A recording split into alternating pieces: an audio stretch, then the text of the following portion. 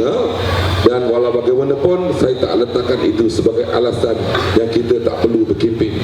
Kita tetap berkempen, kita tetap menyantuni semua masyarakat, tak kira golongan muda atau golongan tua, tak kira kaum Melayu ataupun India, tak kira keturunan Jawa, Banjar ataupun Melayu.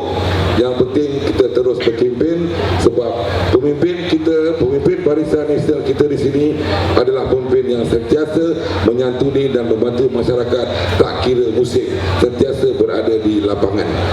Jadi ini adalah kekuatan Barisan Nasional di Benut. Jadi alhamdulillah anak-anak muda ni bukannya senang yang kita nak turunkan, tapi beliau sanggup bersama-sama kita selalu, dan beliau sanggup memperjuangkan apa yang kita nak, selari dengan aspirasi anak-anak muda. Sebab tu hari ini saya pakaikan beliau sekejap, bukan pakaikan sekejap, pakaikan beliau t-shirt "Aku Budak Benut" waktu dia pakai.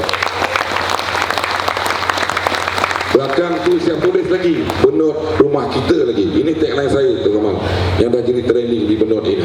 Kita buktikan bahawa PRN kali ini Tun Benut lain daripada yang lain.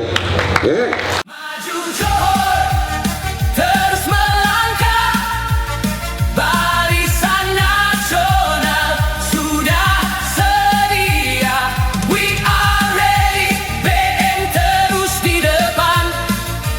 Masa depan Johor lebih cemerlang.